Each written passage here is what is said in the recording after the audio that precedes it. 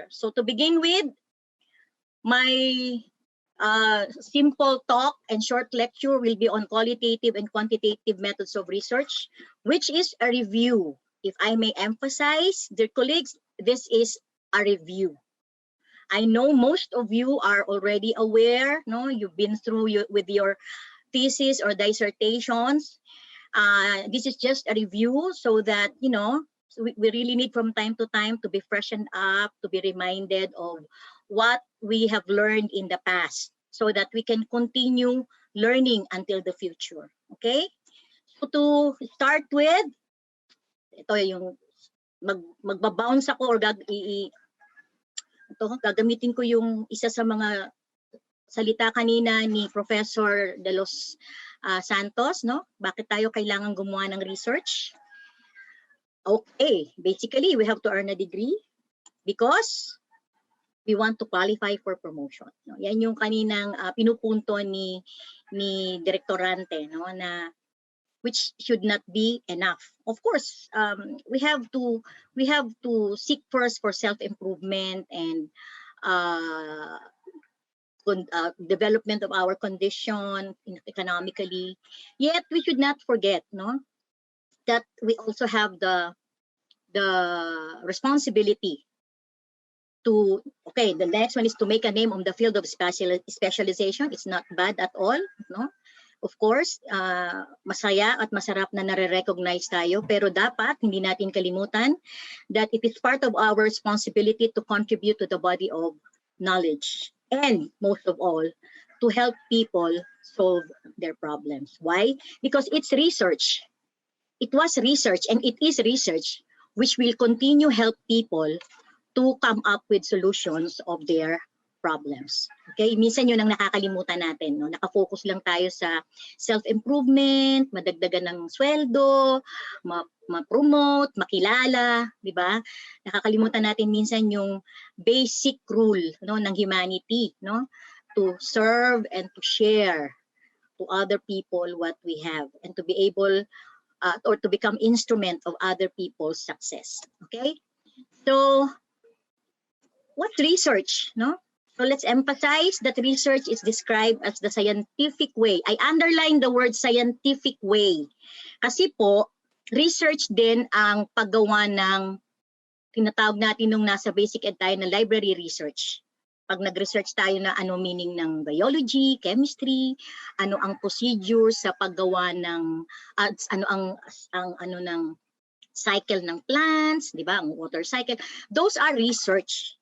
Pero ang concern po natin is research which is or should be written in a scientific way. Pag sinabing scientific way, that requires primary source of data. Yung mga ginawa natin nung high school, ang tawag natin dyan ay library research. No? Puro secondary sources. Pinagsasama-sama natin, kina-cluster natin, ina-analyze natin, then we come up with conclusions and recommendations. Pero ang pinag-uusapan natin ngayon is research where we have to include or involve primary sources or source of data. No, where we investigate and find solutions to particular problems by selecting specific methods to be used in processing the gathered data, analyzing and interpreting data, and then coming up with the logical conclusions and recommendations on the problems specified before. So yung problem na yun, pwedeng problema nating personal, problema ng community where we belong, problema ng advisor natin. Yeah, di ba? Minsan that's one of the saddest part of writing a research. We're very interested doing a particular topic, pero papasok ang ating advisor at sasabihin, ayoko niyan. Ayoko niyang ano, walang novelty. Hindi, ano pang karaniwan na, very common. Ibahin mo yan, no? Ouch. Ouch. In my more than 20 years in research, hindi ko yun ginagawa sa aking mga estudyante kahit sa undergrad. Kasi iba yung ang isusulat ng researcher ay topic na within his or her interests. Mas masayang magsulat kahit mahirap kapag gusto mo ang sisusulat mo o gagawin mo. Kaya lang, in order to survive, most of us or most of you, kasi ako hindi ko ginawa yun, no? Ipinilit ko sa advisor ko na ito gusto ko. Sumusunod kayo sa sinasabi ng advisor nyo kasi gusto nyong mapadali ang inyong buhay. Di ba? That's the reality. So, what are the two major types of research? This is elementary, my dear Watson. No? We have the basic research, yung ginagawa natin sa educational setting na meron tayong hypothesis, kung yan ay quantity, may assumptions, may topic, no?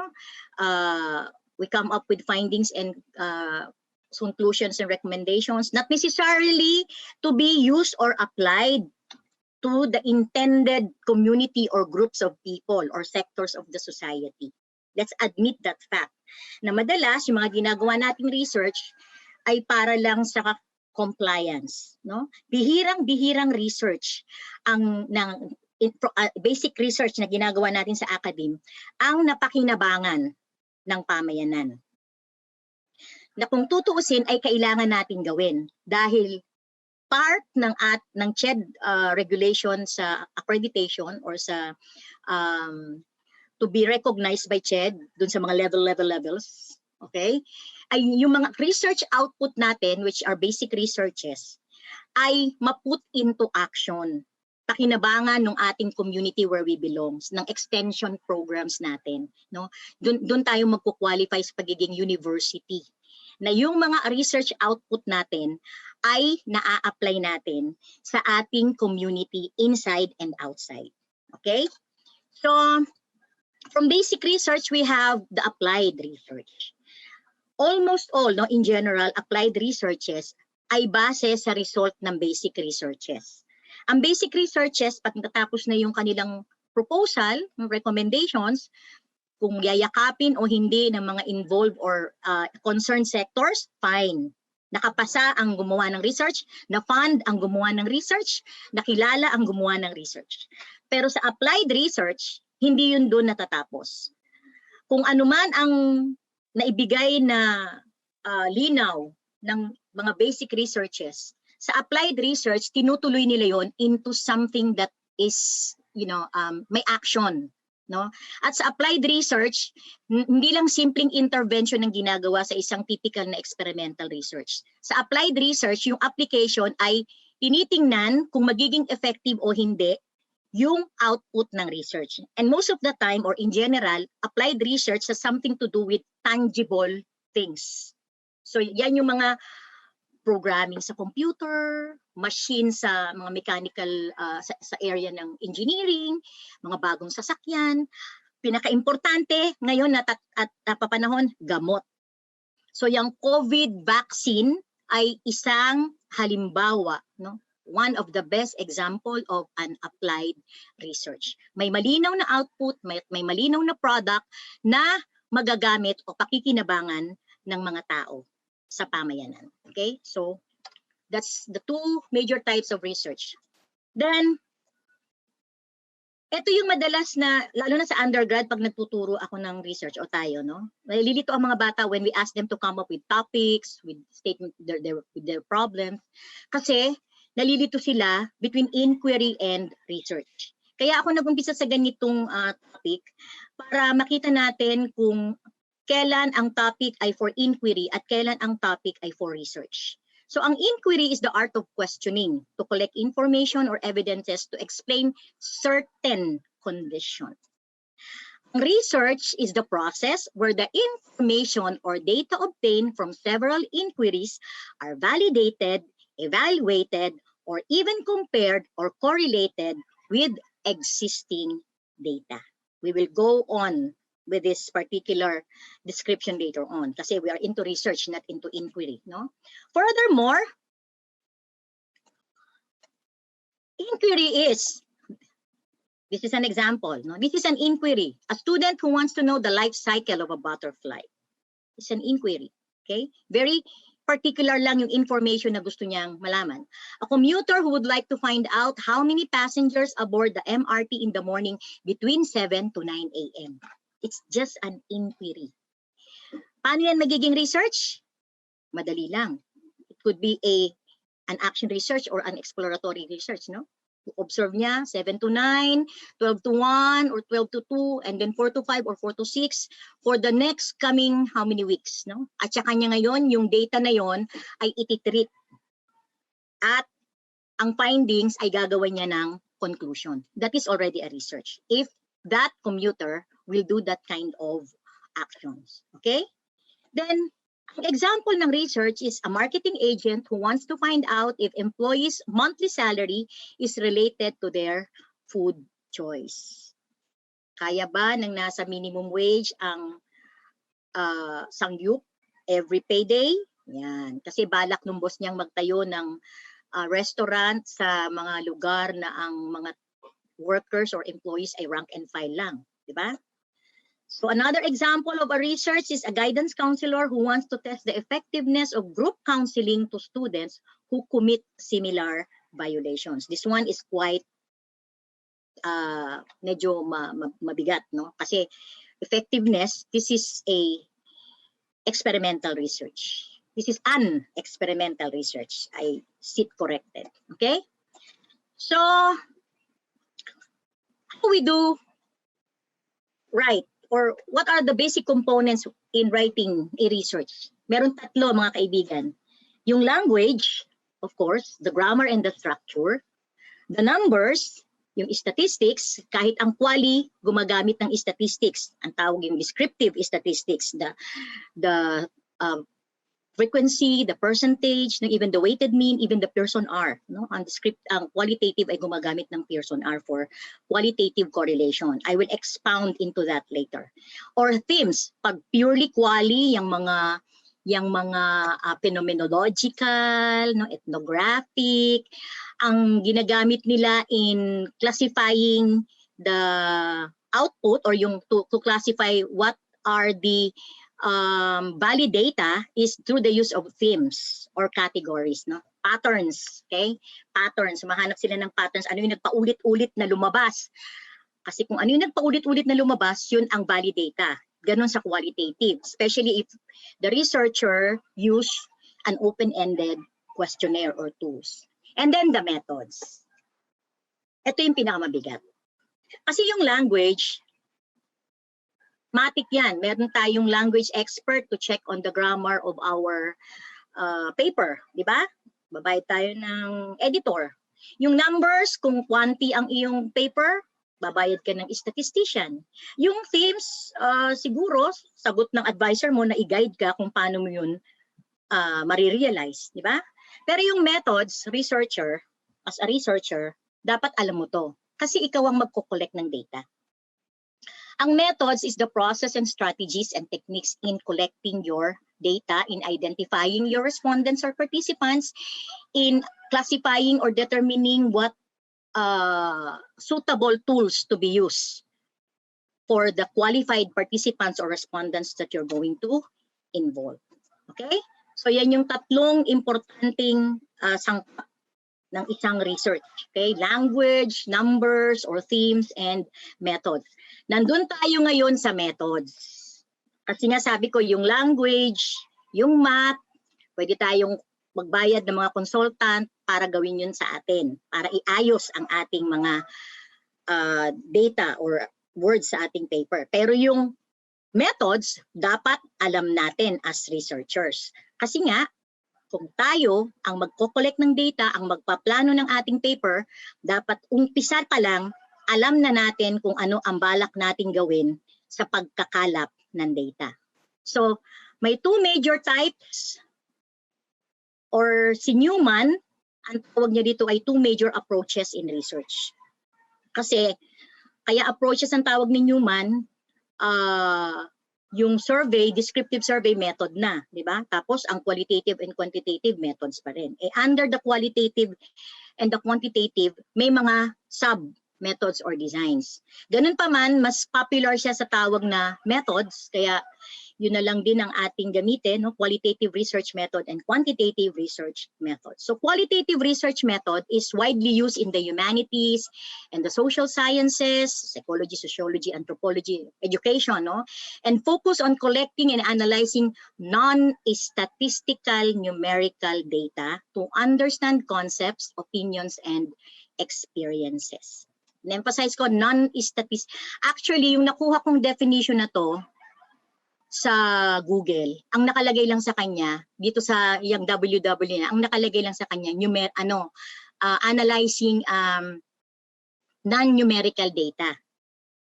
Kinorek ko yung definition na nakuha ko. Pasensya na kayo, pakialamera talaga ako. Kasi para sa akin, hindi tama yung non-numerical data. Kasi kahit gaano ka highly qualitative ang research, magbibilang pa rin yan. Paano mo malalaman kung ano ang valid data sa qualitative research using an open-ended questionnaire?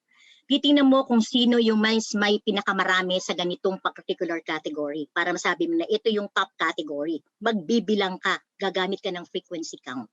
And that is descriptive research, descriptive statistics. Magre-report ka ng demographic characteristics ng participants or respondents mo. Ilan sila, ilan ng babae, lalaki, ilan ng nasa edad na 25 to 30, at ano yung porsyento ng bawat group or category. Diba? So hindi tama na sabihin non-numerical data ang qualitative research. Gumagamit siya ng numerical data, kaya lang the basic, simply counting 1, 2, 3, 4, 5. Kasi hindi natin pwedeng sabihin valid yung findings kung hindi siya yung maraming beses lumabas. The word marami or frequently or recurred has something to do with math or numbers. Okay? Then, what is quantitative method, no?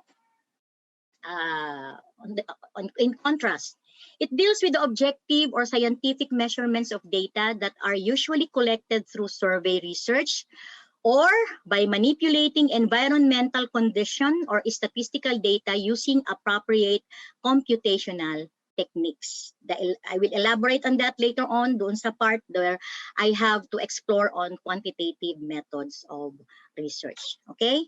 So, qualitative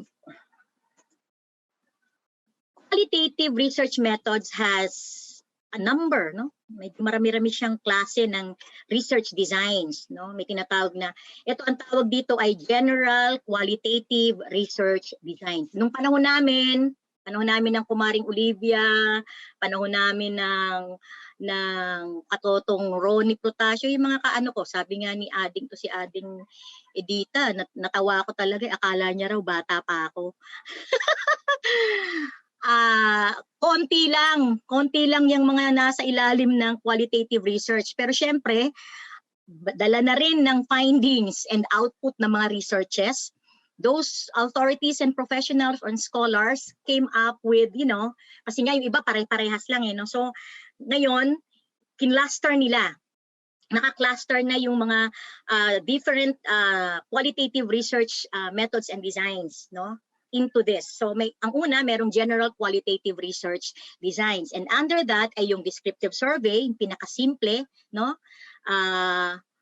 Pwede kang gumamit ng scaled questionnaire using weighted mean, no, na may verbal interpretation, or open-ended questionnaire, no. That's descriptive survey. Pag sinabing survey, mangangalap ka ng datos gamit ang instrument, no, na pwedeng scaled, close-ended ang tawag minsan, or open-ended, or yung opinions, no, or through interview. Pwede rin, no.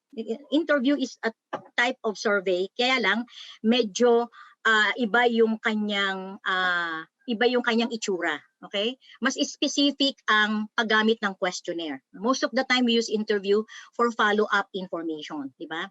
Under ng qualitative research. And then evaluative, no? Yan yung pagpapa-assess natin, no? Not necessarily i-compare natin siya or i-correlate, basta simply evaluation or assessment, kukunin natin yung result, that's qualitative.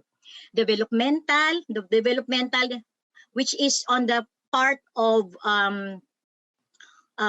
human development or pagde-develop ng mga materials, as long as hindi natin siya gagamitan ng inferential numbers or statistics, is still qualitative. And then qualitative correlational. Ito concern ko to mga kaibigan. Marami, no, sa dami na ng consultation na nararanasan ko, nagtatanong sa akin, nababasa ko, maraming nagkakamali dito. Qualitative correlational. Alam niyo yun ang problema pag nagbabasa. Mas marami kang binabasa sa research na mga books and resources or sources, mas malilito ka.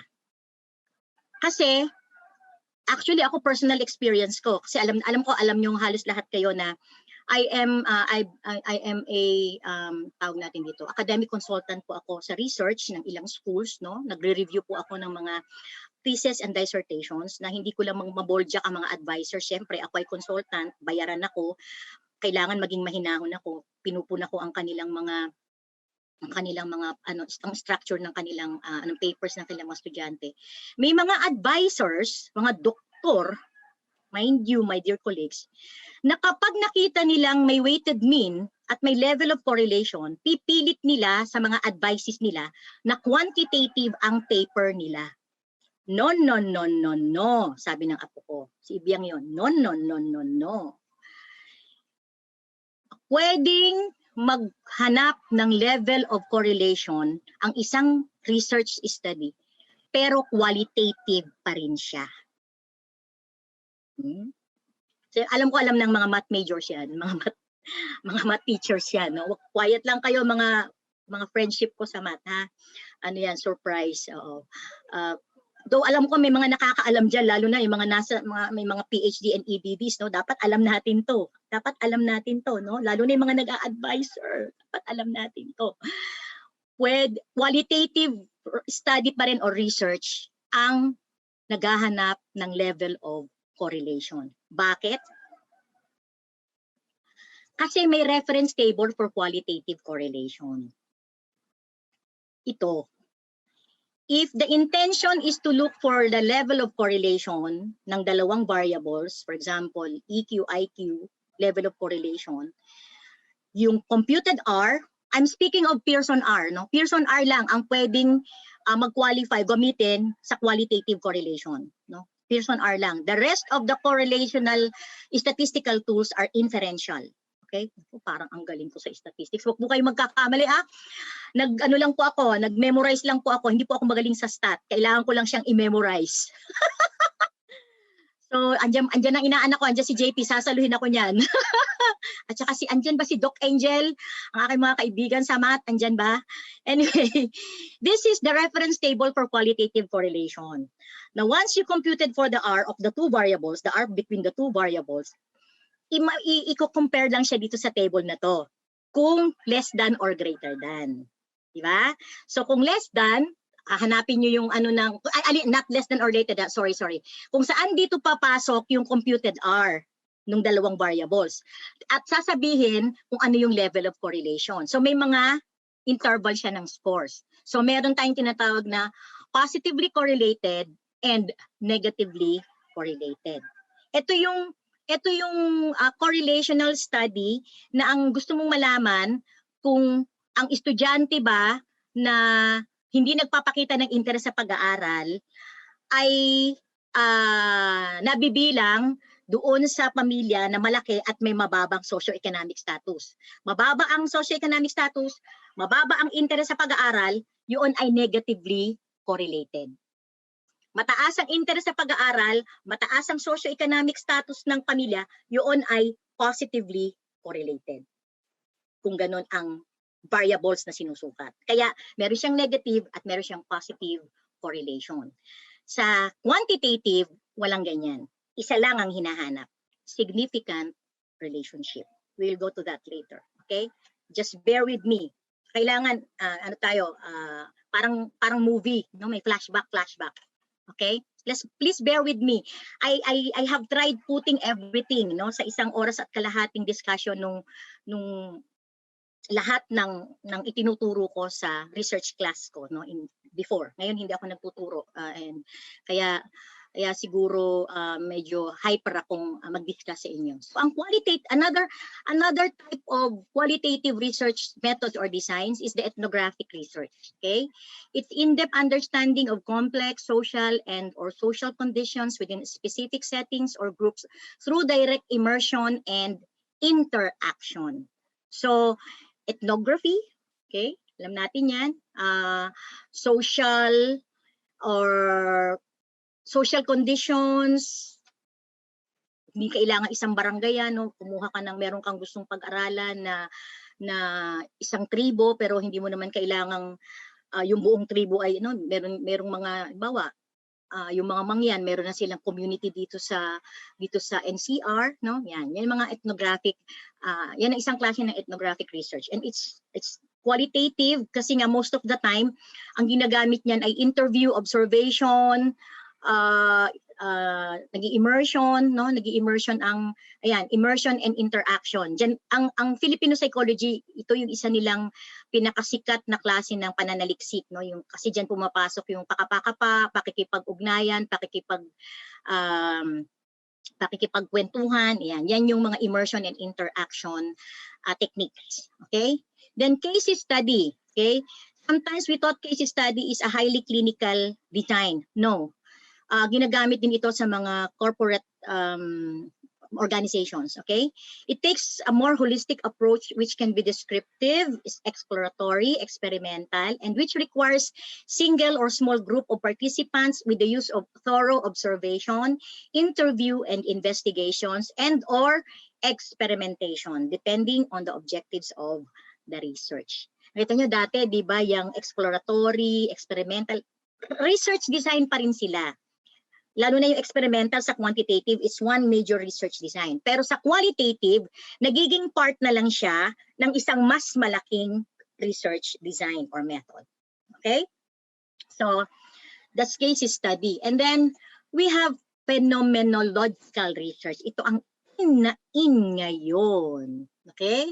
In ngayon is to derive an understanding of essential meanings as constructed through interpretation of people's lived experiences. Gasgas na gasgas to ngayon, itong lived experiences. Ilang papers ang ni-review ko, ilang papers sa ibang schools, no? Ilang papers ang ginawan ko ng ilang mga reactions and comments na puro lived experiences na minsan parang overkill ang nangyayari, no? Data saturation is critical in order to come up with the most valid output of the research. Sabi nung source ko dito, nung reference ko, okay na daw ang 20 sa phenomenological research na ang focus ay lived experiences, which I beg to disagree. Kaya hindi ko nilagay dito yung ano niya na 12 to 20 is fine as respondents in a phenomenological research. I don't agree with the source, I'm sorry. Bakit? Phenomenology siya. Paano mo masasabi that it is something quite different, no? A condition which is quite different, a phenomenology, kung na-experience lang ng iilang tao? So, ganun pa rin, katulad pa rin ng rule ng qualitative research, hahanap ka ng pattern, ng commonalities, ng categories. From 20 people, kaya, pasensya na, no? Siguro I have the right not to agree with the source kasi hindi sapat ang 20 para mo masabi na meron kang na-observe na phenomenology. Diba? Pag sinabi nating phenomenology, may isang pangyayari sa buhay nitong mga taong to na medyo na lumitaw based on their lived experiences. Okay? So, yon, hindi ko sinama yon.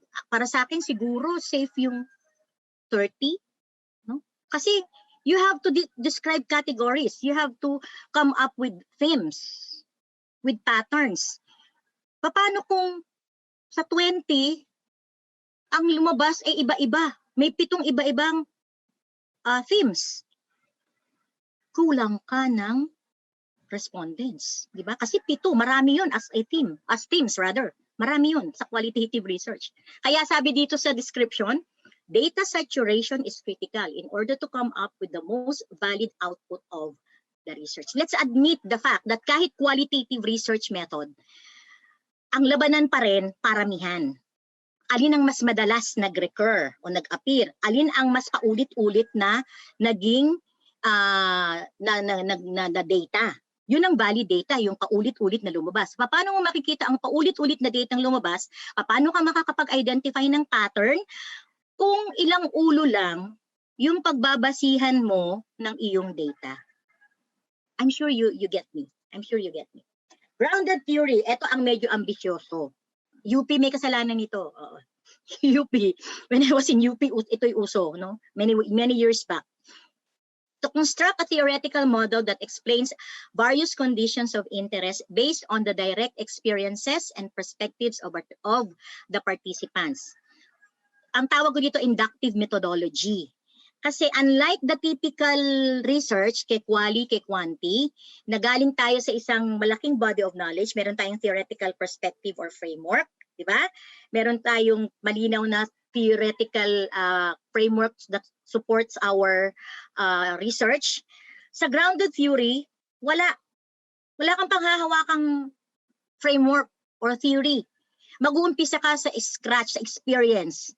Inductive siya. From the experiences of your respondents or participants, identify ka ng variables, ano yung common variables sa kanila, mag-identify ka ng common interest or problems or issues, at sa dulo, at saka ka mag-build ng sarili mong conceptual or theoretical framework from their experiences.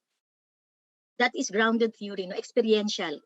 Galing siya sa concept or idea ng aking favorite na si The Field Theory of Kurt Lewin. No? Doon siya galing. Okay? So, ayan po ang aking source na medyo minodify ko ng konti ang ilang mga pakialamera talaga ako, pasensya na kayo kasi sa tagal ko na sa research, may mga bagay na talagang hindi ako sumasang-ayon sa mga nababasa ko. That's why it's important to apply, to practice. Hindi lahat ng nakasulat at nababasa natin sa mga references ay accurate and correct. Okay? Now, the most famous action research. Action research, most of the time ay qualitative, pero pwede rin siyang maging quantitative kapag nag-employ siya either correlational or comparative. Okay? Pero if it's purely qualitative, yan, gagamitin lang natin siya, usually ginagamit talaga siya na nakilala siya sa field of education, kung paano gagawa ang teacher ng mga interventions or mga bagong activities or modify ang mga activities sa curriculum para mas matulungan ng mga estudyante na maging interesado sa pag-aaral at tumaas ang kanilang mga performance, di ba? So, it is carried out within the context of the educator's environment, that is with the students and the school in which the teacher works on questions that deal with educational matters at hand. Minsan nag-overlap din siya sa quasi, experimental. Kasi ang action research, most of the time, kailangan may intervention. May ginagawang aksyon, kaya siya action research, may ginagawang aksyon ang teacher para matulungan niyang mag-progress or mag-improve ang mga estudyante. Okay? Purely quali siya kung ang purpose lang ng teacher, afterwards, no, nag-intervention siya, pinag-exam niya ulit for evaluative or evaluation or assessment purposes. Hindi niya isinubmit yung mga data na yun ng estudyante for finding for significant relationship or for significant difference. Okay? Nagamit ko na yung magic word, significant. Actually, simpleng-simple lang ang pagkakaiba ng quali-quanti, mga kaibigan ko sa akademya, no? Ang salitang significant, yan ang pagkakaiba. Okay? Na minsan ay nalilito ang marami. Then to continue, we have the content analysis. Ito magagaling ang mga ano rito, yung mga magagaling sa language, no? Yung mga language expert. Pero alam nyo, yung huli kong batch ng tinuruan ng methods, yung proposal last year, na psych students na 4 sections, may isang grupo doon sa section na isa. Ang proposal nila is on content analysis, purely quali. Sabi ko, ang tapang nito mga batang to, no?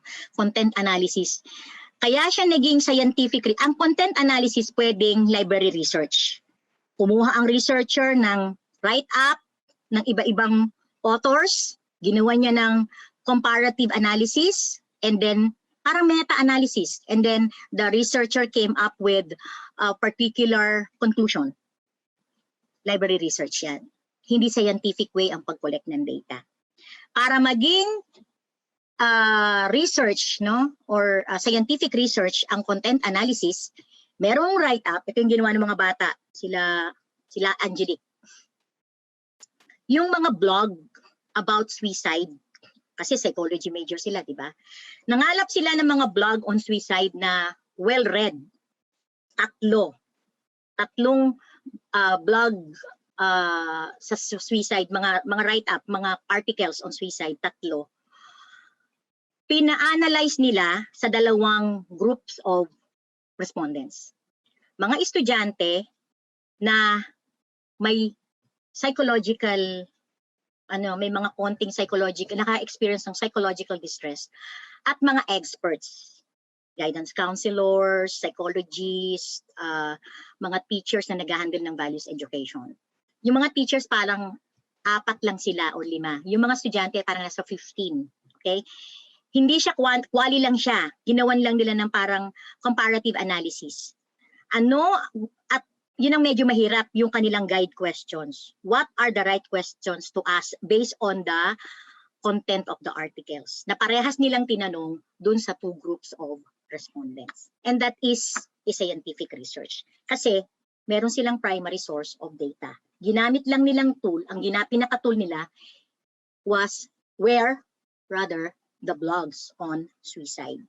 Kasama yung kanilang guide questions, which I believe I approve of. Hindi ko lang alam kung binago nung bago nilang advisor, no? Anyway, so that is content analysis. Then, to give a simple summary or to synthesize, no, the primary aim of qualitative research is to provide complete detailed description of the research. Okay? The researcher serves as the primary data gathering instrument in qualitative research. Sabi nga, ang researcher ay isa sa mga source of data. Lalo na pag nagtatriangulate, no? Pupunta tayo dyan. The researcher employs various data gathering strategies depending upon the thrust or approach of research as to what are the various data gathering strategies. Individual in-depth interviews, no? Hindi yan simpleng interview. Pag sinabing in-depth, may follow-up ka, follow-up. Pag sumagot ng ganito, dudugtungan mo ulit. Yun yung in-depth, no? Pero dapat related. Hindi po pwedeng yung susunod mong tanong out of nowhere, no? Kaya siya in-depth, tugtong-dugtong, okay? Structured or non-structured, interviews, structured, naka-ready ang iyong dugtong-dugtong. Unstructured or non-structured, nakadepende ka sa isasagot. Ayan. Socratic to, no? Yung, kung ano yung sinabi, kasi kami sa counseling, meron kaming ganyan technique. Yung itatanong namin sa client ay nakadepende sa kanyang isinagot. No? Yan yung mga non-structured interviews na yung itatanong mo ay depende kung ano yung isinagot ng respondents. Okay? And then, focus group discussion, alam nyo yan kung ano yan. No? Minsan nagkakamali tayo sa FGD, ang FGD dapat ang maximum ay 15. Pag sobra sa 15, hindi na yan FGD. Ang hirap mag-FGD ng mahigit sa 15. Okay? Narratives, okay? Pinasulat mo na parang essay, no? Nag-discuss. Content or documentary analysis, yung past records, okay? Pero secondary source po yan, supporting document lang ang kapag gumagamit tayo ng content or documentary analysis, yan ay secondary source of data, supporting documents lang po yan. Dapat meron pa rin tayong pagkukunan na primary source para maging scientific ang research. Participant observation, of course, na may guide ka din sa observation mo, may themes ka or may categories ka. Key informant interview, key informant, yung mga experts, no, yung mga authorities, and then archival review. Another secondary source of data or another technique in collecting supporting data. Okay? So, ito ang triangle. This is very important in qualitative research. Why? Take note. Are you taking notes, my dear colleagues? Ang triangulation, ang kasangga o ang katapat, hindi kasangga, ang katapat ng statistics sa quanti, sa quali. Sa quali, walang significant relationship, walang significant difference para mo masabi kung meron o wala. Di ba? Pag may numbers kasi, definite na yan, given na yan, na-compute yan. Yan na yan. Sa qualitative data, kapag tinanong ka, how valid are the findings of your study? How valid are the results of your study? Qualitative, ha? Gumamit ka ng open-ended questionnaire o gumamit ka lang ng survey or ng interview. Paano mo masasabi na valid ang data mo? Na ang ginamit mo lang ay open-ended questionnaire. Isa lang ang source mo ng data. Tapos nagkiniklaim mo na hindi, ganito ang ganito yan, ganito dapat yan. No. You have to triangulate. Bakit? Paano kung yung open-ended mo sinagot nung respondent mo na walang tulog. Isa yan sa problema ng test development ng taking tests. Kaya yung mga entrance tests hindi masyadong reliable minsan kung walang follow-up. Kaya importante nag-i-screen ng college, may follow-up ng discussion, diba? Kasi importante yung external condition ng respondents or ng test takers nung siya ay kumukuha ng test o sumasagot siya sa tool mo. Na maaapektuhan ang validity and reliability of the result. Okay? So kung meron kang open-ended, may 3 o 5 kang open-ended questions, sinagot ng iyong respondents, i-claim mo na yun ang valid data mo. Sana hindi ako nakaupo as your panel. Kasi talagang tatanungin kita, what made you say that the data you gathered from your 20 respondents using a set of 5 questions are valid? Yeah? So triangulation refers to the use of multiple methods or data sources in qualitative research to develop a comprehensive understanding of phenomena. Triangulation has been viewed as a qualitative research strategy to test validity to the convergence of information from different sources. Ito yung sinabi ko kanina. And there are 4 types of triangulation according to Denzin and Patton. Okay? Method triangulation, the use of various techniques in data collection. Yan yung sinabi ko kanina. Nagpasagot ka ng open-ended, nag-interview ka, nag-observe ka, or meron kang process observer.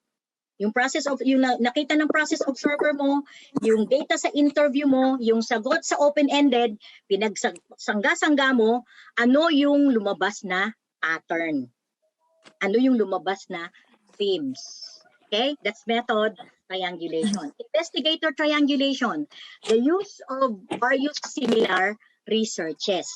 Kumuha ka ng output ng research dito ni ganito, ni A, researcher B, researcher C, pinagsama-sama mo, ano ang lumabas na resulta, tapos yun ngayon ang gagamitin mo as framework para dun sa resulta ng sarili mong pag-aaral. Ibabangga mo siya doon, no? Para masabi mong parehas nitong mga studies na to yung sinasabi ng aking study. Theory triangulation is the use of various connected theories. Alam natin yan kung ano yan.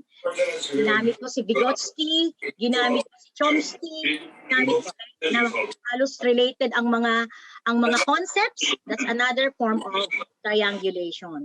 And then the data source triangulation. Method triangulation is the use of 3 different methods or techniques in collecting data. Samantalang yung data source triangulation is the use of 3 using tool. Using the same tool, that is data source triangulation. So, yun muna sa qualitative. Let's move on to the quantitative research methods. Okay, merong 3. Actually, ito yung unang 2, no? Hindi ko kanina sa inyo, paano nyo malalaman kung quali o quanti? Kasi nga, ang quali, nagko-correlate din. Naghahanap din ng level of correlation. Diba? Ang nagkakatalo lang po sa salitang significant. Paano nyo malalaman na quanti? Bukod sa salitang significant, may kasamang hypothesis. Bakit may hypothesis? Ito po. So correlational research design shows the extent or level of relationships between the variables involved in the study. Okay? Sa correlational po, ang pwede lang i-correlate, ang pwedeng i-correlate hindi lang, ang pwedeng i-correlate ay 2 variables. For example, EQ, IQ.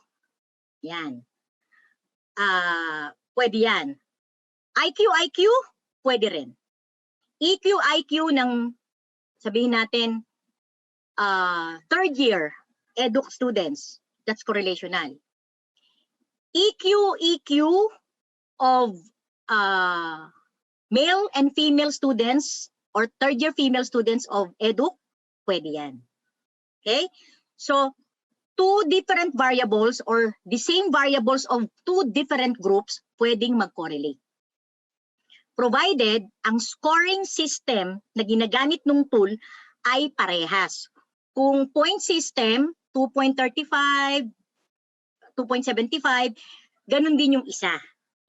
Mahirap o medyo delikado yung ano, kaya kami pinapa-convert namin sa estudyante kapag halimbawa numerical percentage siya, yung halimbawa ang GWA 85, 90 or 275 ang GWA for example, or 2.25, tapos yung EQ ng scoring ng EQ na nakuha nila ay 30, 50, 65 ang level. No.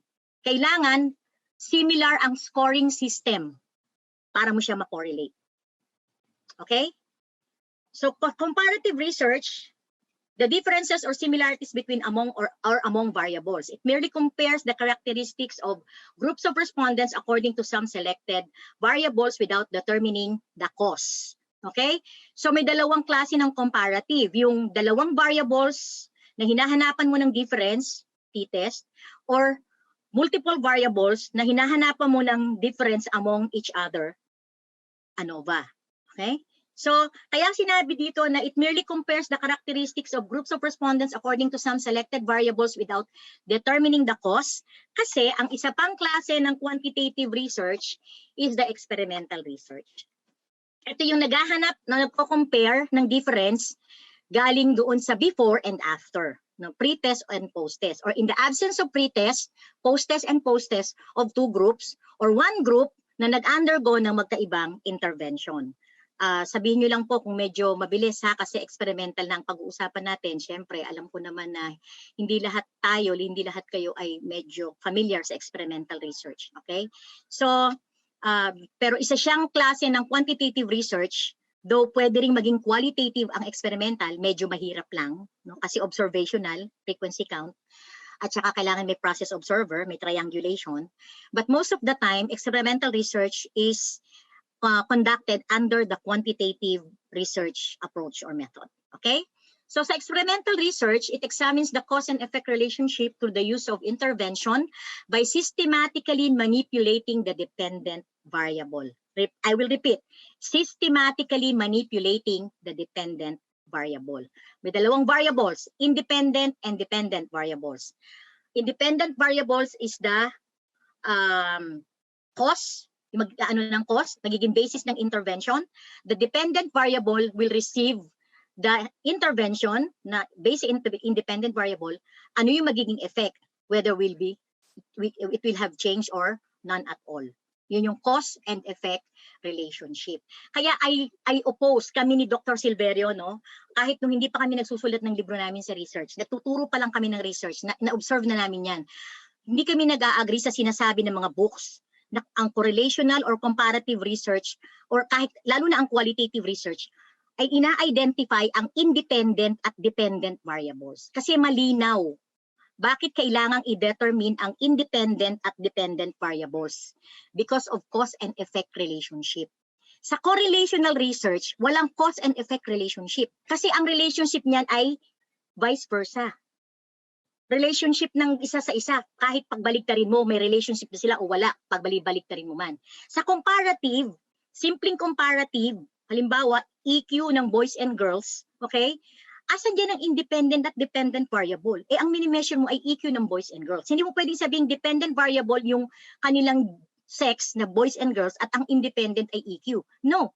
Kasi para mo masabing may independent variable ka, you are intending to use it as the basis of your intervention, yung independent variable. So in the absence of intervention, bakit kailangang i-identify ang independent variable? Kaya natatawa ko minsan sa ibang mga schools, ang paradigm nila independent, dependent variable. Bakit? Hindi ka naman gumagawa ng experimental research. Siguro yung nire-refer nilang independent variables ay yung, kasi demographic characteristics, independent variable yan. Pero sub-variables lang sila most of the time. Especially kung hindi sila part ng statement of the problem. Diba? Sub-variable sila. So, under the experimental research na pinag-uusapan natin dito, may manipulation, ibig sabihin ginagamit ng researcher yung dependent variable, ginagamitan niya ng independent variable na intervention para titinan niya kung mababago. Yun yung ibig sabihin ng manipulation. At part ng manipulation, yung pagpili ng participants na equated ang distribution. Ang age dapat pare-parehas halos, kung ilan ang babae, ilan ang lalaki, ang ang jiwa o yung academic performance, pag may kinalaman sa learning, ang topic, o kung may kinalaman sa attitude or behaviors, yung emotional intelligence or self-concept, maraming dapat i-manipulate kapag gumagawa ng experimental research. So, ano yung papadaanan lang natin ha, hindi ko po sinasabi na kailangan nyo itong tandaan. Hindi po, para lang po sa further awareness. Okay, so what are the types of experimental research? The one independent variable two group design with pre-test and post-test. Or sa old school, ito yung tinatawag na true experimental design. Ang true experimental design, yung one independent variable, ibig sabihin yan yung experimental group. Kaya siya two group, may isa pang group which is the control group. Then with pre-test and post-test. Okay? Yan yung true experimental design. Kasi kumpleto siya ng sangkap ng experimental research design. Okay? Then we also have the two independent variables between subject design with pre-test and post-test. Ito, dalawang independent variables. Okay? Ibig sabihin, walang control group. Parehas experimental group, kaya siya between subject design.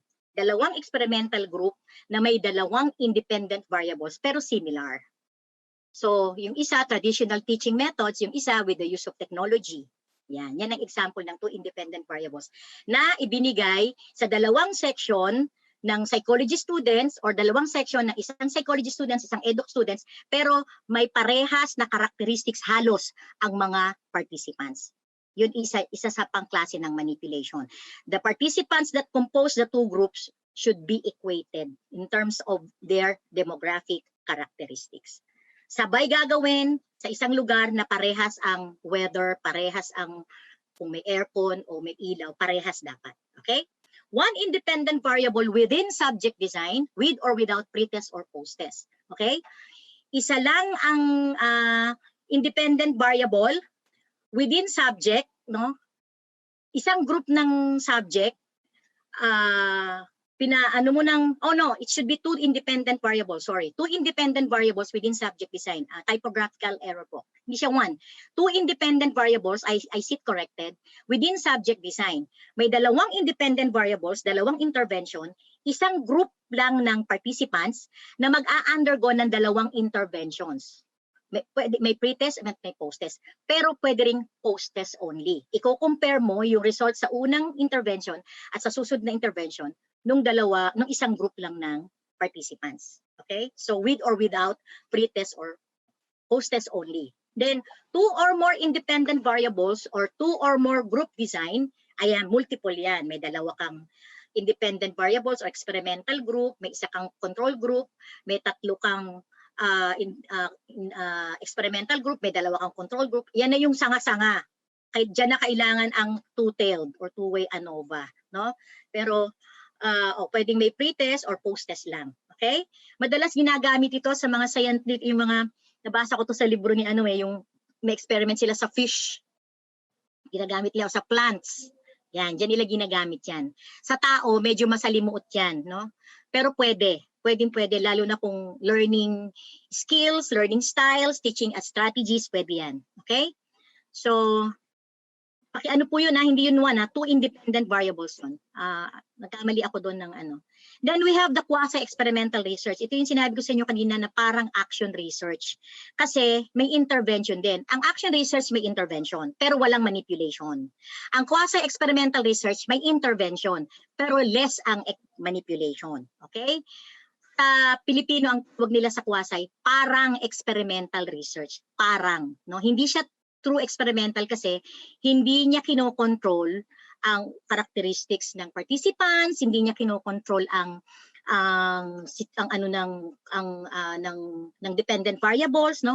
Basta meron siyang intervention at titingnan niya if it will affect the dependent variable, which happens to be the characteristics, ano man yung characteristics ng respondent as the dependent variable. Kasi parang yung MA thesis ko kasi ganyan, effects of group process to the emotional intelligence of the first batch of psychology students. No? Gumawa ako ng series of group process activities. Nag-pretest ako, activities 2 weeks, tapos post-test. Tinignan ko kung nag-improve ba yung kanilang emotional intelligence sa pag-undergo nila ng group process activities. No? Sa quasi, Kung quasi ang ginawa ko, gagawa ko ng group process, magpapa-pretest ako, then activity, then post-test. Pero hindi ko i-control ang ano ng lahat ng kung sino yung estudyanteng pwede kong isasali ko. Pero sa true experimental, hindi pwede. Hindi pwede. Andun ang manipulation. Okay? Yung word na manipulation dito, hindi yung typical na meaning ng manipulation po. Ha? Hindi po. Scientific manipulation po yun.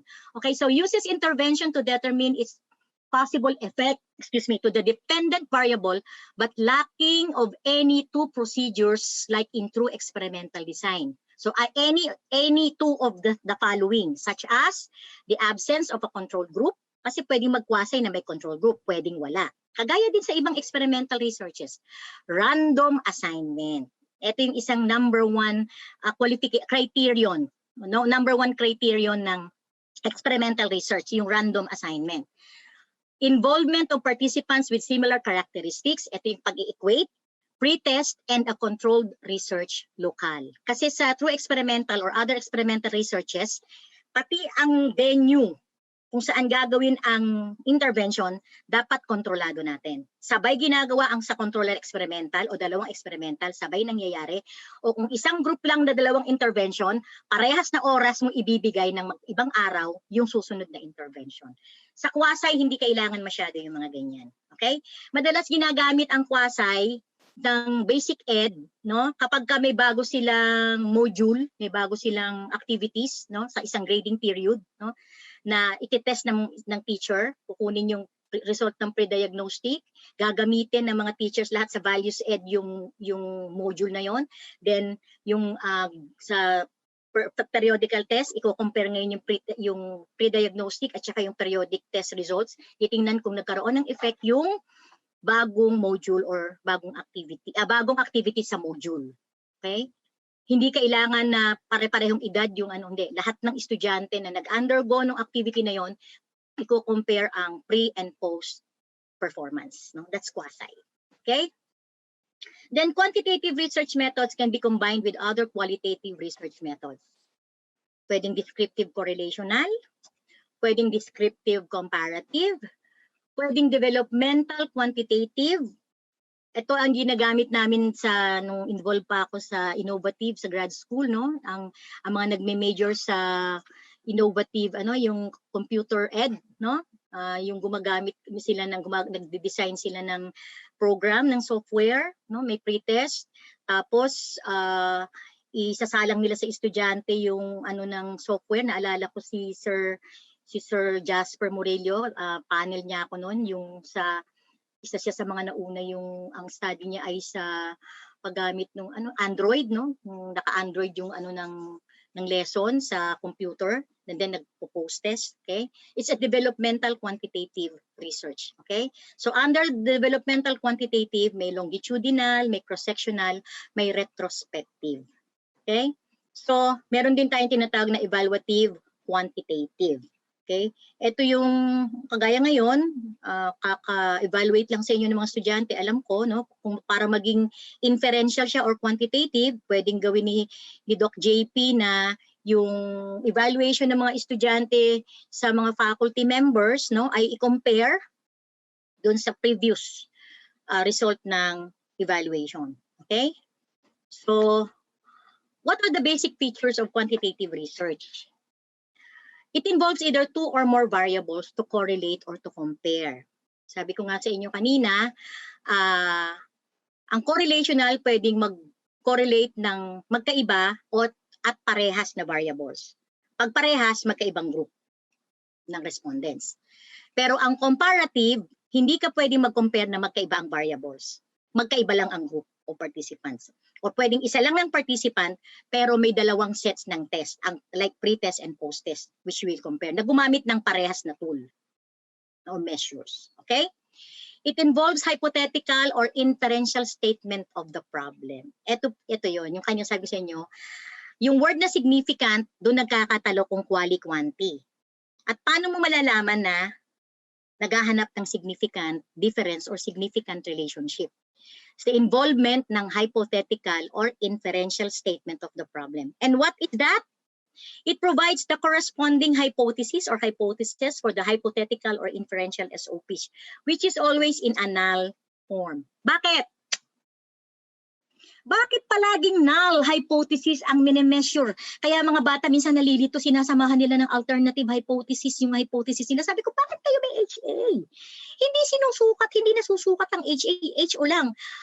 Upon the rejection of HO, dun lang eksena ang HA. Hanggat hindi nare-reject ang HO, walang papel ang HA. Pero bakit HO ang minimeasure? Bakit? Bakit null hypothesis ang measurable? Alam ng math majors yan. Siyempre. Ako na-realize, alam niyo po sa totoo lang, honestly, modesty aside, ang dami ko natutunan sa research because of my experience in writing and teaching. Ang dami. Pati sa SPSS may mga realization ako na kung tutusin, hindi ako nagpo-plot sa SPSS, inaral ko lang yung operation niya, pero hindi ako gumagamit, no? Inaral ko lang yung paano siya ginagamit, pero hindi pa ako actual. Nagre-review lang ako ng mga data, no? Pero ang dami kong realization kasi palagi ko siyang ginagamit. Palagi ko siyang dinidiscuss. Sa discussion natin, natututo tayo eh, lalo na pag maraming tanong ang mga estudyante. Matuwa kayo pag nagtatanong ang estudyante, huwag kayo nagagalit. Kasi pag nagtatanong ang estudyante, ibig sabihin gusto niyang matuto. Kaya lang minsan, may mga kasiyempre, aminin natin, self-preservation, no? We have to protect our dignity, hindi natin alam ang sagot, hindi pa yan lesson. Diba? Hindi pa yan lesson, hindi pa yan pag-uusapan. Hindi mo kayang aminin sa bata na hindi ko pa yan alam. Okay? Anyway, so why? Why the null hypothesis is always the one to be measured? Simple lang ang sagot. Kasi yung, asa na ba yan? Ay, hindi dito. Mamaya. Meron akong sample ng ng table of critical value. Are you familiar with the table of critical value? Ang null hypothesis lang ang pwede para magamit ang table of critical value. Hindi pwedeng gamitin ang table of critical value ay yung reference kung i-accept o i-reject ang null hypothesis. Na kailangan mo na i-compute ang DF. N1, may N-1, N-2 kung ilan ang kung t-test yan o kung Pearson R yan, depende, di ba? So, null hypothesis lang ang pwedeng gamitin para malaman kung i-reject or i-accept ang null hypothesis, di ba? At ang reference mo ay ang table of critical value. So, hindi pwede ang alternative hypothesis. Kaya nga siya alternative. Kapag ni-reject lang ang null hypothesis, at saka lang pwedeng gamitin ang alternative hypothesis. Pero kung accepted ang null hypothesis, walang papel o epal si alternative hypothesis. Kaya ako, hindi ko yan pinapalagay sa estudyante sa kanilang chapter 1, sa quantitative. Kasi hindi sigurado kung yan ay magiging kasali. Ang mame-measure pa lamang sa ngayon ay ang HO. Okay? Sayang ang space. Okay? So, what else? It uses inferential statistics. Yan. So, inferential, sabi ko nga kanina, may dalawang klase ng statistics, descriptive tsaka inferential. Yung inferential, meron niyang mas pinaka-matataas na hindi ko na kayang i-discuss sa inyo. Okay? Mga simple lang. Doon lang tayo sa simple, ha, mga kaibigan. So, for correlational design, looking for significant relationship, ito yung kanina, no? Ang Pearson R na gagamit natin, when we look, is a qualitative research asking for level of correlation, whether negligible or high correlation, positively or negatively. That's qualitative, no? Sa quanti, ang hinahanap lang ay significant relationship. Walang level kung high or low. Tinatanong lang kung mayroon o wala. Meron o wala. Kasi ang reference ay isa lang na point using the sig value or the table of or the score from the table of critical value. O sig value, yan ang sikat sa inyo ngayon, no? Pero sabi ko nga, ang marunong sa SPSS dapat marunong din sa basic statistics na mano-mano. Kasi ako, ang una ko natutunan yung basic. Kaya nga naintindihan ko ang SPSS kasi naintindihan ko yung basic. Basic lang, ha? Yung measure of central tendency lang. Oo. So, significant relationship, no, ng Pearson, ginagamit ay the Pearson product moment correlation coefficient or R, ang symbol niyan, is the measure of association between variables of ratio, scale, or interval data. Ginagamit ang Pearson R, kapag ang tool mo, ang sinusukat ay, ang ginamit na measure ay yung scale, yung 1, 2, 3, 4, 5, 1, 2, 3, 1, 2, 3, 4. Okay? Yan yung ratio, scale, or interval data. Okay? Ang chi-square test, or chi, is the measure of association among variables of nominal or categorical data. Ito yung group, age, sex, socioeconomic status or family monthly income, educational attainment, yun yung categorical data. Hindi siya kailangang kuhanan ng weighted mean or ng mean, no? Frequency count, at a-assignan mo yung bawat category ng 1, 2, 3 or 1, 2, 3, 4. Okay? And then the Spearman law is the measure for relationship between ordinal variables. Ito yung nirarank. Okay? Meron list na binigay yung researcher. Irarank ngayon nung respondent from the most to the least. Okay? Tapos yung bawat ranking na yun, score nung sa Spearman law, meron siyang ng formula, ilang beses lumabas itong ganito, isang ganito. Okay, so that's ranking ang Spearman law. Okay, you cannot be a good researcher in the absence of basic knowledge in research, kahit quanti. You have to have the knowledge in quanti research. For comparative t-test, for independent sample, is the measure for difference between two groups of respondents using the same measures or tools. So ito yung pre-test, post-test. O result ng EQ ng boys and girls. Result ng personality test ng section A and section B. Parehas na test ang ginamit, dalawang groups na magkaiba.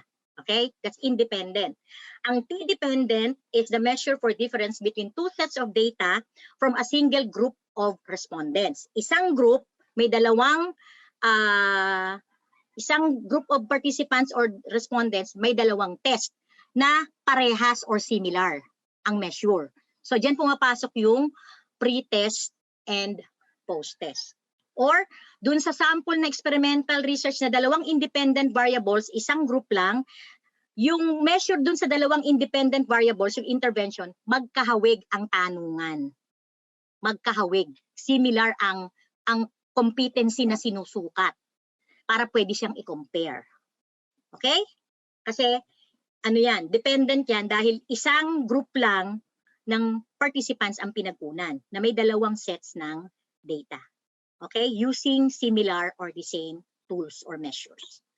Then analysis of variance, F-test. Kung ang chi-square sa correlational ay ginagamit sa nominal or categorical, ang F-test sa comparative ay ginagamit sa 3 or more independent samples. Ito yung maraming independent variables sa experimental research. Yun nga yung multiple independent variables na. Okay? F-test na yan. At meron niyang one-way at two-way. Kung gusto niyo pa ng mas bonggang-bongga, merong high inferential stat na pwedeng gamitin sa comparative at pwedeng gamitin din sa correlational.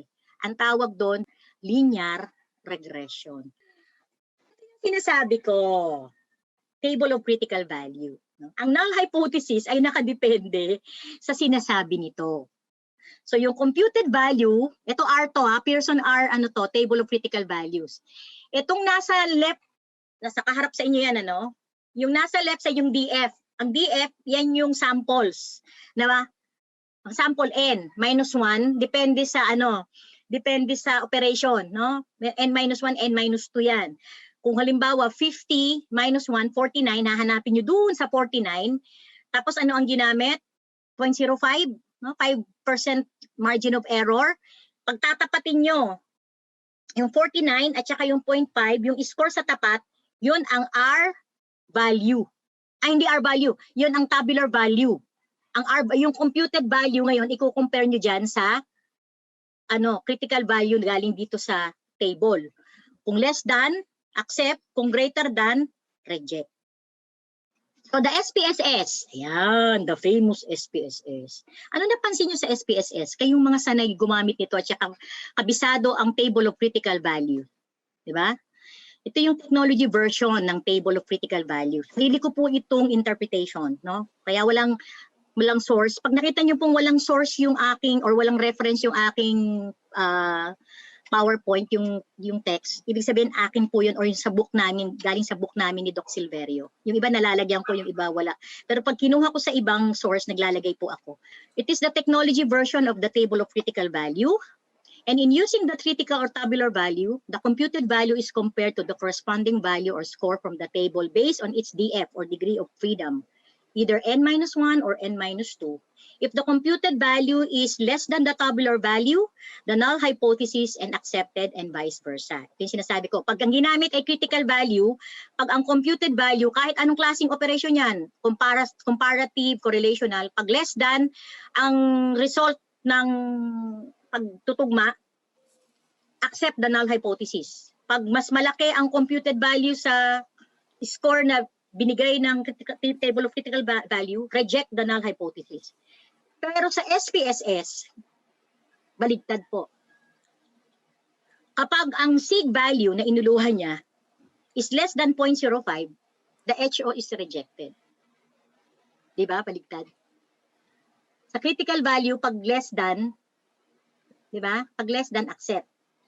Sa SPSS, kapag ang sig value ay less than the 5% margin of error, the HO is rejected. Why? Actually, nung na-realize ko ang sagot dyan, kinonfirm ko kay Doc Silverio at kay Doc Dagum. Sarili kong realization yon kasi tinatanong ko bakit kaya magkaiba. Kasi sa laki ng data na kailangan para sa table of critical value, hindi kakayanin ng SPSS na isaksak lahat sa program niya yon. So ang ginawa niyang basis ay yung margin of error. Na merong ilan. Ngayon may 0.02 na no? Nung panahon natin, kami 0.01, 0.05, 0.10. No? 1%, 5%, 10% margins of error. Ngayon hindi. Meron ng 0.02, 0.03. No? Ganda yun. Kasi at least maraming options. Makikita mo, pwede mo i-compare lahat doon yung ano. Titignan mo kung saan papasok yung ano ng probability ng probability ng reliability and validity ng iyong output. Diba? Yung 5% margin of error or 10% or 1%, ang ibig sabihin niyan, diba, pag 0.05, 95% of the findings na sinasabi mo sa galing sa yung data ay probably correct. Meron lang 5% probability ng error or mali. Ang pinagbabasihan ng SPSS ay yung 5% margin of error.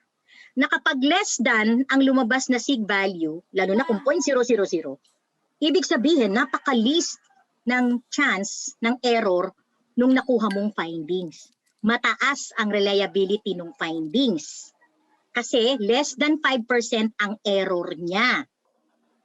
Kaya kapag ang sig value ay greater than the 5% margin of error, accept the null kasi malaki ang probability ng error doon sa niluwang findings or sa naging findings ng study. You get it? Minsan kapag hindi ka authority, mas sa normal o natural na paraan mo nare-realize ang magic. Hindi siya magic, yung ng beauty ng math. Appreciate ko siya kasi very siya sa life, 'di ba? Very, very practical. Andyan siya sa buhay natin araw-araw. So, kaya siya baligtad. Okay? Dahil yung 5% margin of error ay ginawa ng SPSS na basis doon sa less chance ng error. So, eto ang susunod kong tanong. Bakit 5% margin of error ang ginagamit ng SPSS? Bakit palaging sig value compared to 0.05 level of significance? Ibig sabihin, kasi ang social sciences, dinetermine niya na ang gagamiting margin of error or level of significance sa kanyang mga scholarly research work ay 5%. Okay? Kaya, ang SPSS exclusive, 0.05 ang ginagamit na pagkukumparahan ng sig value. Sa ibang disiplina, engineering, alam niyo yung SPSS na for social sciences, isang lang yan ng SPSS. Maraming klase, meron pang engineering, may pang computer, may pang medicine. Ang medicine tsaka engineering, matindi. 1% margin of error lang ang ginagamit. Dapat 99% accurate. Types of questionnaire. May rank questions. Seek the respondent's opinion by asking them to comparatively rank the items listed. Okay? Ayan, yung ginagamitan ng Spearman-Rowe. No? May scaled responses. Ito yung pinaka super duper used. Provide a range of categories, express their stand, perceptions, opinions, etc. Uy, naalala ko na naman, perceptions. Ilang beses ko na naririnig, sabi ng ibang mga nasa research field, nasa field of research. Hindi rin ginagamit ang perception sa research. I beg to disagree po. May measure po, may mga standardized test po to measure perception. Yun ang role ng psychological test para mabigyan ng measure ang mga bagay na parang vague, na parang mahirap sukatin, no? So hindi po totoo na hindi dapat sinusukat ang perception. Our everyday life is about perception. The way we understand things, the way we react to things is based on our perception. Bakit hindi natin pwedeng sukatin? Kung sa ang ibig niyong sabihin ay gas-gas na siyang jargon or measure, ganun. Pero hindi niyo dapat sabihin na hindi siya dapat ginagamit sa research. So, pwede pong sukatin ang perception, ang opinion ng scaled as long as the tool is reliable. Multiple choice type is the most commonly used when the research measures the respondents or participants' abilities and skills objectively. Ito madalas natin ginagamit sa right and wrong, no? Yung mga diagnostic test, no? Multiple choice type. Pero ginagamit din siya sa psychological test. Tapos cumulative yung scoring, hindi siya naka-scale, no? Meron din siyang from 0 to 15, 16 to 30, yan. Okay, ganun yung scoring niya. Percentile, raw scores and then percentile, hindi siya scaled. O, mahabang usapin po yan, ha? Dalawang subjects po namin sa psychology yan, yung psychological assessment. Kaya hanggang dun muna tayo. Okay? Then the checklist is a form of multiple choice questions from which the respondents, one or more of the responses or options are given. Which the respondents, one or more responses or options are given. Ano nyo nga po yan? 2:00 na ako natapos eh. Sorry po, typo error. Then the open-ended questionnaire is used for qualitative research. Kaya lang nagiging ngayon, in ang open-ended questionnaire sa qualitative kasi gusto nila nang i-explore, gusto nilang i-substantiate, gusto nilang sabi kanina yung term dun sa sadsarin, no? Yung data, yung information, no? Kasi yun ay makukuha lang kung narrative ang pagkuha ng information. Pero kaya tayo gumagamit ng scaled, ng ma-measure na para hindi mahirapan. Ganun lang yan eh. Kapag ang ginamit natin ay close-ended or scaled questionnaire, mas madaling mag-analyze ng data. Naka-table, gagawa mo na ng analysis, interpretation. Kapag ang ginamit natin ay open-ended, madaling i-prepare ang open-ended, no?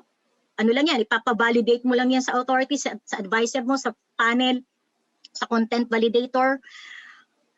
Ibibigay mo na sa respondents mo or participants. Napakahirap mag-analyze. In the absence of numbers and numerals, ang katumbas ay themes and categories na kailangan mong susugan ng panibago pang data para mo masabi na reliable ang iyong findings. Yun ang pagkakaiba ng scaled or close-ended at open-ended questionnaire.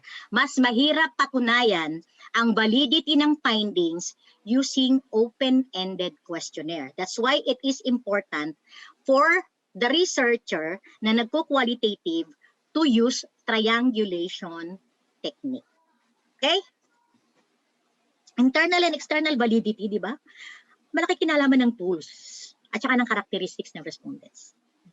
Ang unang-unang measure para mo nyo sabing valid and reliable ang findings ng iyong study o ang nakolekt yung data, ay gumamit kayo ng tool na appropriate sa inyong respondents.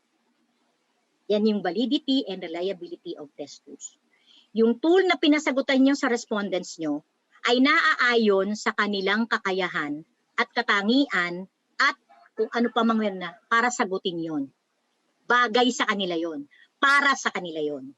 Kaya nga tayo nagpapa-phase validate, nagpapa-pilot testing. Okay? So sa validity and reliability of test tools, so content validity assesses whether a test is representative of all aspects of the construct. The content of a test, survey, or measurement method must cover all relevant parts of the subject it aims to measure. So, gumawa kayo ng test sa math para sa isang unit. Okay? Nilagyan nyo doon ng mga items na sasagutan ng estudyante nyo. May nahalo kayong items na hindi nyo na-discuss o wala sa module. May nahalo kayong items na para sa next o example na isusolve nila na hindi na-discuss o wala dun sa module. Hindi valid content-wise ang inyong test. Kasi hindi nire-represent ng test nyo yung dapat na sukatin sa estudyante nyo. Get it? Yung alam ng estudyante nyo dun sa lesson, ginamitan nyo ng test na hindi within what they have undergone in the lessons, in your class.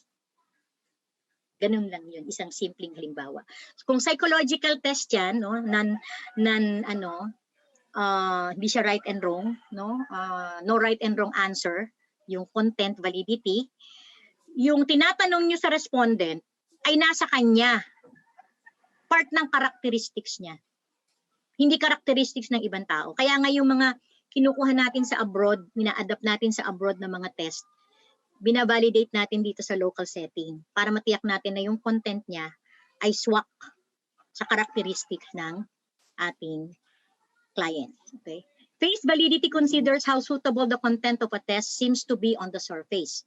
It's similar to content validity, but phase validity is a more informal and subjective assessment. Ito yung ginagawa ng mga panel natin, ng advisor natin, ng mga authorities, di ba? Lalo na pag open-ended, i-approve lang niya ng panel, ipapa-approve sa 3 authorities.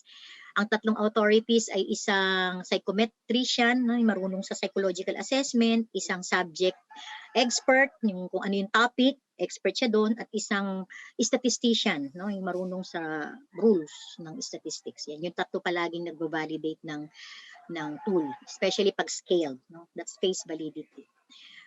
Yung tama dyan ng language expert, no, yung expert doon sa topic, kasi titingnan niya kung related ba, yung ginagamit bang words ay bagay doon sa sinusukat, yung combination ba ng words o yung grammar ba ay tama ang pagkaka-construct. Okay? Then reliability is the degree of consistency and precision or accuracy demonstrated by a test instrument.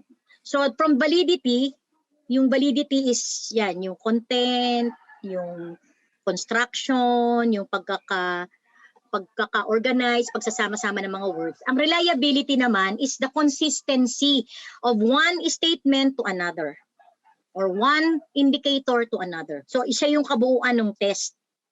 May kinalaman ba yung unang item sa susunod, sa susunod, sa susunod? Okay? So SD yun, di ba? Ang makikialam doon ay standard deviation. Kaya nga sa Cronbach, sinusukat una ay ang standard deviation ng mga items. Okay?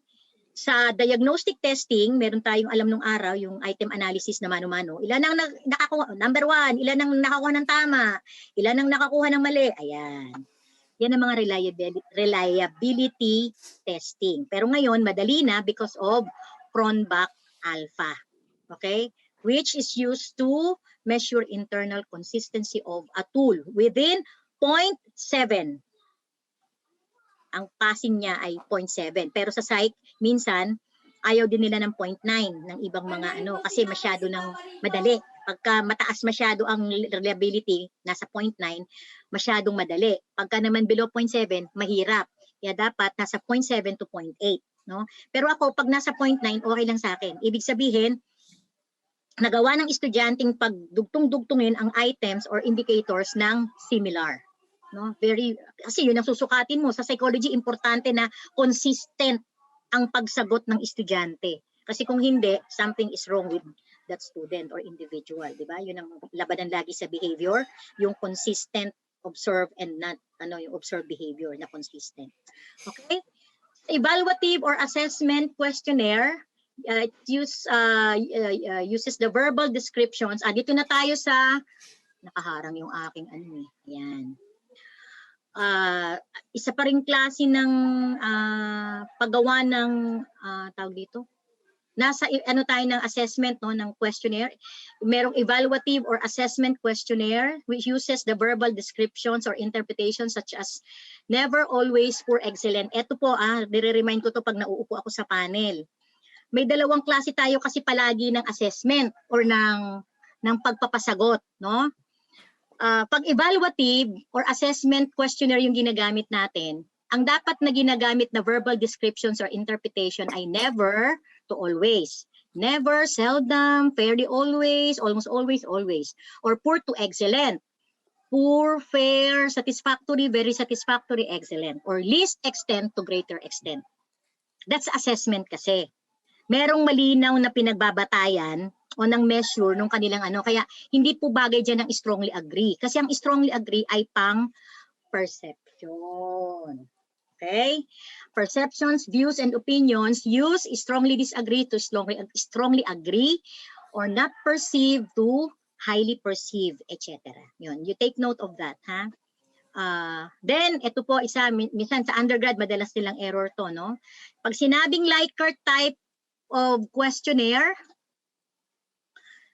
lagi pong 5-point yan. Kasi si Likert, tao po yan, na nag-introduce nung Likert scale na 5-point. No, na ang niya ay yung perfect shape ng bell ng normal curve na least yung sa 1 and 5 at nasa gitna yung yung average ay palaging hinihila sa gitna, no? Masyadong play safe yung na yan no? Kasi laging nasa average bumabagsak yung responses, no? So si Likert, pagka po sinabing Likert, dapat 5-point. Pag 4 points po ang scale, hindi po yan Likert, ha? Likert type. Sige. So ang kay Likert, ang binigay niya is yung 1.00 to 1.49. Yung 1 to ay may 0.5 intervals at saka doon sa 4.50 to 5. Then yung sa 1.50 to 4.49, tigwa 1.0 ang interval. Kay Likert yan, given yan. Hindi natin pwedeng pakialaman. Pero kami ni Doc Bell, na pinayagan kami sa grad school in the past, kahit hanggang ngayon naman, at kahit sa ibang school, isinasuggest ko to at tinatanggap nila kapag ako'y nagkakaroon ng pakikipag, interaction, meron kaming ginawang arbitrary score interval. Kasi ako, sabi ko, ayoko talaga ng unfair ayoko ng hindi parehas Sabi ko yung kay hindi parehas pinipilit nila lagi sa gitna di ba? Pinipilit nilang average lang lagi ang result Hindi dapat ganon. Ginawa namin ni Doc Bell, halos equal. Dinivide ko ang 4 sa 5. 0.8 or 0.79, no? Na meron kaming sarili naming score interval. 1.00 to 1.80, nasa 0.8 po yan or 0.79 ang interval. Halos parehas na parehas. Walang discrimination. Okay? So, acceptable po yan. Ina-accept nila yan. Lalo na kung sa kagaya namin Doc Bell na gumagawa nagko-construct kami ng questionnaire, nagva-validate kami meron kaming sariling, actually meron kaming naka-copyright na question na personality test sa IPO, sa Intellectual Property Office, no? Work values for teachers. Meron kami noon ni Doc Bell. Naka-copyright. Ginawa namin yun. Pinuha namin ng reliability. Okay? So, take note, my colleagues, do not use neutral or undecided as part of the options or choices. We don't put scores to something indefinite or walang tiyak.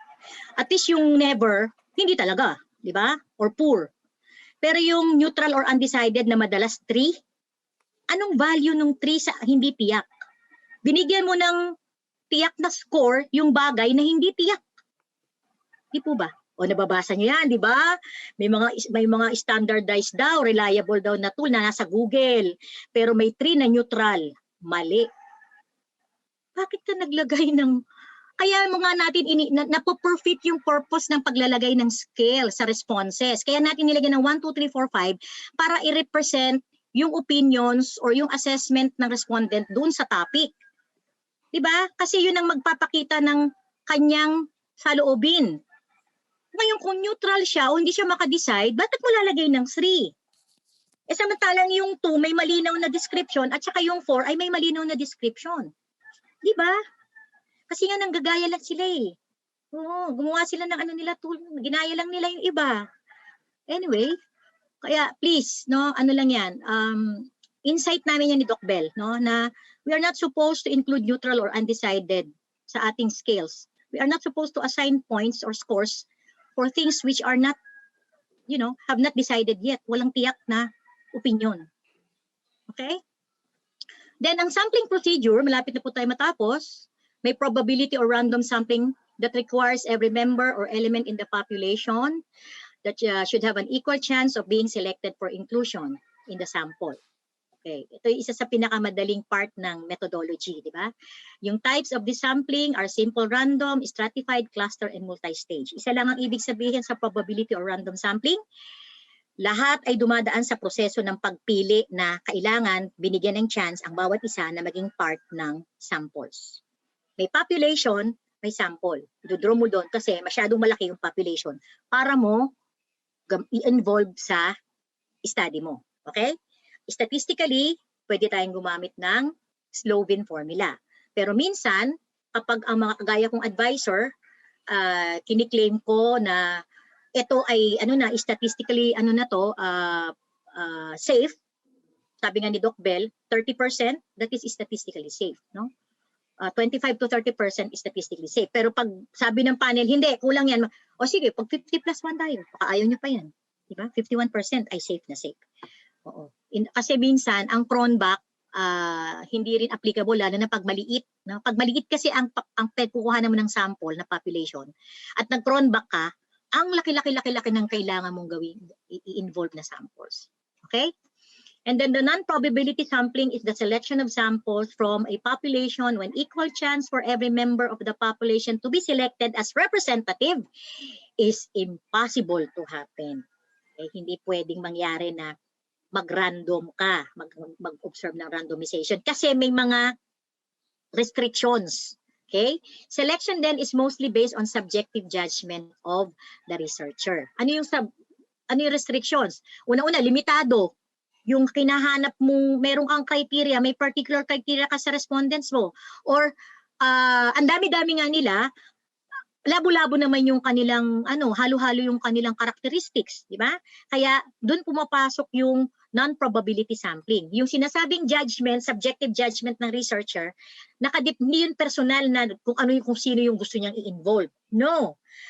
Nakadepende siya sa pangangailangan ng kanyang research.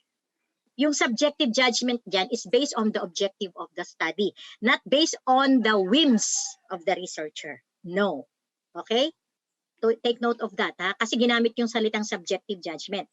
Hindi yan personal. Walang personalan dyan. No? Ang subjective judgment is based on the purpose and the goal of the study. Okay? So, the types are purposive, pinakagasgas, no? Purposive, kasi may criteria kang sinet para sa respondents mo. So you use purposive sampling. Convenience, sino lang yung available, kung sino lang yung willing victims, okay? Quota, kung ilan yung nakuha mo sa kabila, ganun din tatapatan mo nung sa kabila, no? Kung boys and girls yan, kung may age ano ka diyan na group na kailangan makakota parehas yung ano mo, no? Na hindi kailangan na mag-probability sampling ka, convenience ka. Pwede mo i-combine yan no?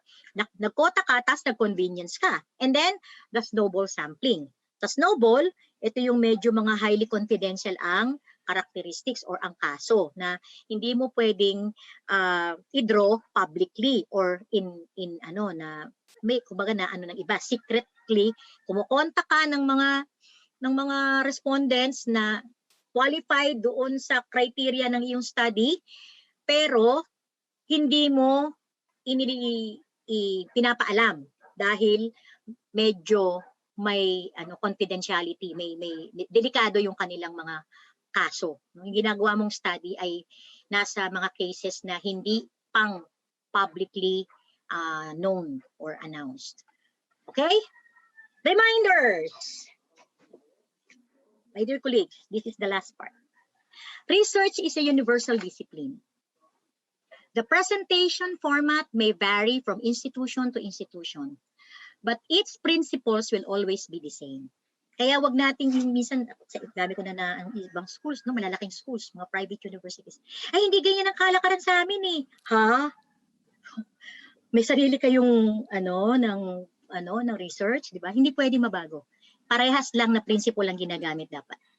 To learn research thoroughly, reading books and other sources is not enough.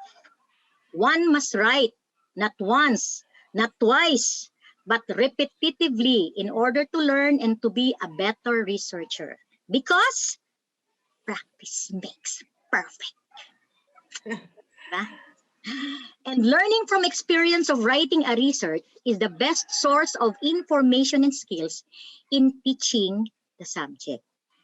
Sa mga colleagues ko who are teaching at binabasa nyo lang ang sinasabi nyo sa estudyante nyo, sinasabi ng book, tapos nakabasa kayo ng ibang libro na kinokontra yung una nyong nabasa, paktay na.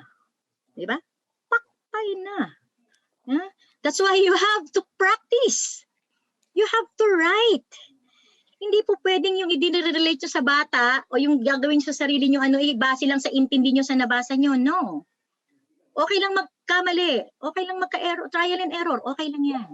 Kasi napapolish natin yan kapag lagi natin ginagawa. Okay? And not all that are written are true and correct. Research must be used to justify or deconstruct previously declared findings and output. That's the purpose of research. To tell which is true and not true. From there, my dear colleagues in UMAC, maraming salamat. Sana po nakatulong ako. Thank you very much. And I'm so glad that I've been part of this very beautiful endeavor. Maraming salamat, Faculty Federation. Maraming salamat sa lahat ng nag-aksaya ng panahon, naglaan ng panahon para makinig. Thank you very much. Thank you.